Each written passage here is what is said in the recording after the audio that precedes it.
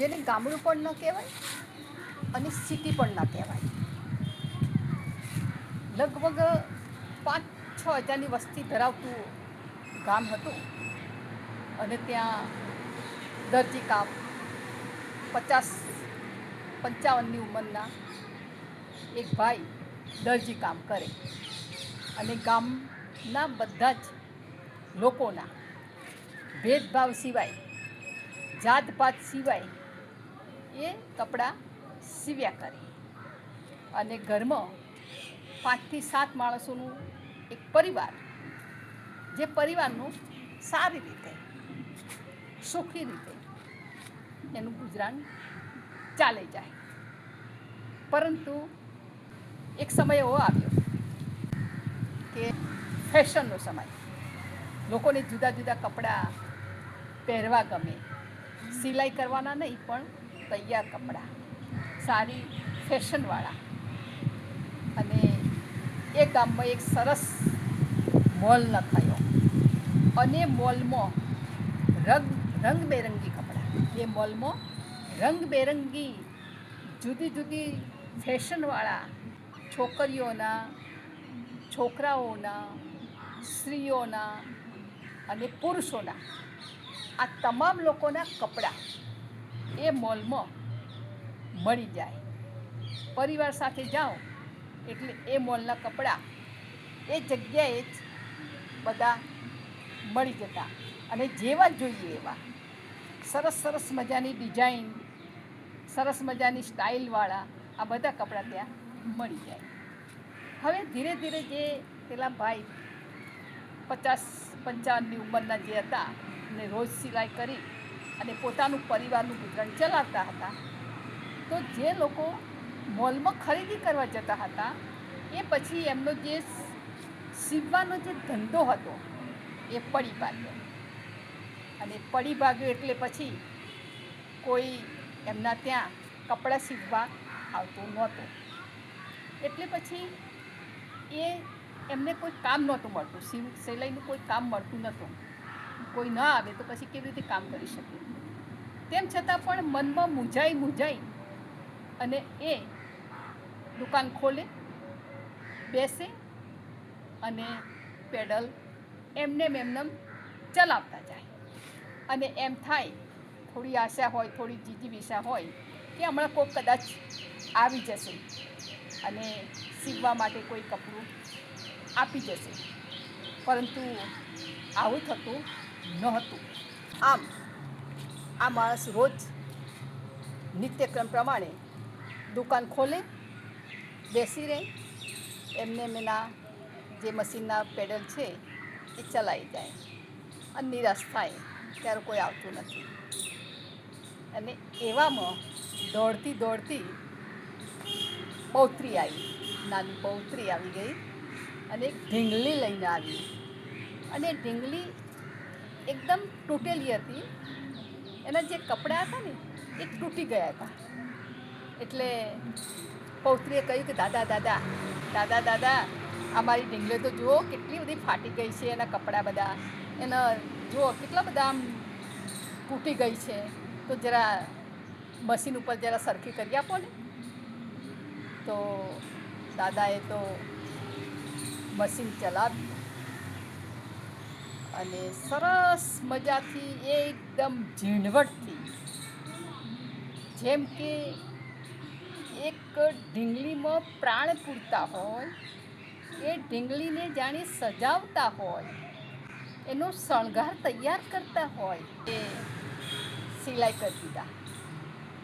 અને સિલાઈ કરી અને પૌત્રીને કહ્યું કે લે બેટા, આ જો આ તારી ઢીંગલીના કપડાં મેં સીવી દીધા છે, ફાટેલા બધા, અને સરસ મજાનું મેં કરી દીધું છે, આ લઈ જા અને એની સાથે તું રમવાનું ચાલુ કરી દે. દીકરી તો દોડતી આવી ગઈ અને કહ્યું, અરે દાદા, તમે તો કેટલી સરસ મજાની કળા છે તમારી પાસે. આ મારી ઢીંગલીના જે કપડાં બધા ફાટી ગયા હતા અને કેટલું બધું ઢીંગલી ખરાબ લાગતી હતી, એ ઢીંગલીના કપડાં તમે સરસ મજાના કેટલા સુંદર રીતે એને સિલાઈ કરી છે. અને મારી ઢીંગલી તો એકદમ નવી નકોર લાગે છે.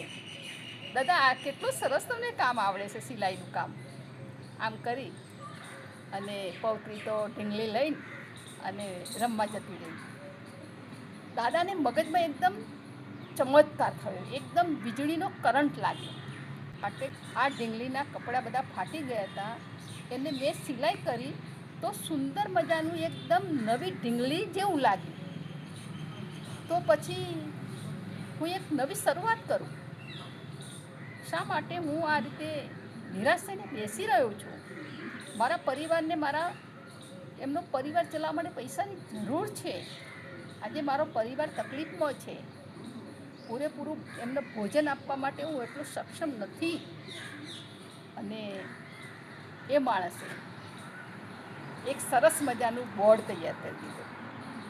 है कौन सा वो इंसान यहाँ पर जिसने दुख ना झेला, चल अकेला, चल अकेला, चल अकेला, तेरा मेला पी.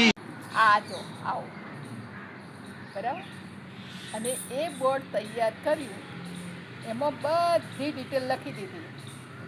જૂનું કપડું ફાટેલું હશે તો એને સરસ મજાનું સાંધી દેવામાં આવશે. ખબર પણ નહીં પડે કે આ સિલાઈ કરેલી છે. રફ્ફું કરવામાં આવશે. જે કપડું ફાટી ગયું છે એને સાંધી પણ ન શકાય, એને હું રફ્ફું પણ સરસ રીતે કરી આપીશ. અને જે કંઈ જૂના કપડાં છે, પેન્ટ છે, શર્ટ છે કે પછી સાડીઓ છે, આ બધું જે ફાટી ગયેલું છે એ હું સરસ મજાનો હું સિલાઈ કરી આપીશ. અને એ મારી સિલાઈ તમને ગમે તો જ મારી મજૂરીના પૈસા તમારે આપવાના.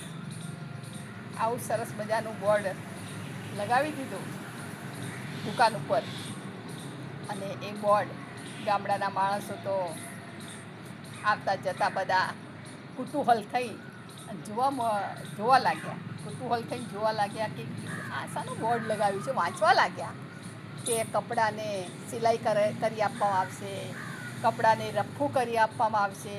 જો ગમે, મારી સિલાઈ કામ ગમે તો જ પૈસા આપવા. અને બીજા દિવસથી ગામડાના જે માણસો હતા એમના કપડાં કોઈને રફ્ફું કરાવવાના હતા, કોઈને સિલાઈ કરાવવાની હતી, કોઈને બટનના ગાજ નાખવાના હતા, કોઈને બટન નાખવાના હતા, કોઈને ચેનો નાખવાની હતી. અને આ બધું ધીરે ધીરે ધીરે ધીરે એ દરજીની દુકાનમાં આ બધો કપડાનો ભરાવો થવા લાગ્યો. અને એક સમય એવો પણ આવ્યો કે એ માણસ, એ દરજીને બિલકુલ સમય પણ ના મળવા લાગ્યો. અને પહેલાં કરતાં પણ આવકમાં 2 ગણો વધારો થયો. અને ફરીથી એને કામ મળી ગયું. ફરીથી એની જે મોઢાની, ચહેરાની જે રોનક હતી એ પાછી આવી ગઈ.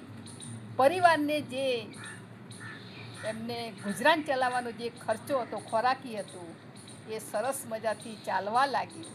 આમ તકલીફો આવે, કોઈ મુશ્કેલીઓ અચાનક આવી જાય તો ગભરાઈ નહીં જવું. થોડી રાહ જોવાની, વિચારવાનું કે આ તકલીફ કેવી રીતે આવી, આ તકલીફને કેવી રીતે દૂર કરવામાં આવશે, આ તકલીફને દૂર કરવા માટે શું કરવું જોઈએ. અને એવો કોઈ ઈશ્વરનો ચમત્કાર થઈ જાય અને એક એવા રસ્તા તમને મળી જાય. વિચારવાનું કે કયા કયા રસ્તેથી આપણી આ જે તકલીફ આવેલી એને દૂર કરી શકાશે. અને કદાચ કોઈ એવો સરસ મજાનો રસ્તો પણ મળી જાય અને એ રસ્તાથી આપણે ફરીથી જે આપણો ધંધો પડી ભાગ્યો હતો, જે નિરાશાના વાદળોથી આપણે ઘેરાઈ ગયેલા હતા, એ ફરીથી આપણે ઊભા થઈ શકાશે. પરંતુ શરત એટલી છે કે તકલીફ આવે ત્યારે ભાગી નહીં પડવું, નિરાશ નહીં થઈ જવું, એના રસ્તા શોધવા. હિમ્મતે મર્દા તો મદદે ખુદા.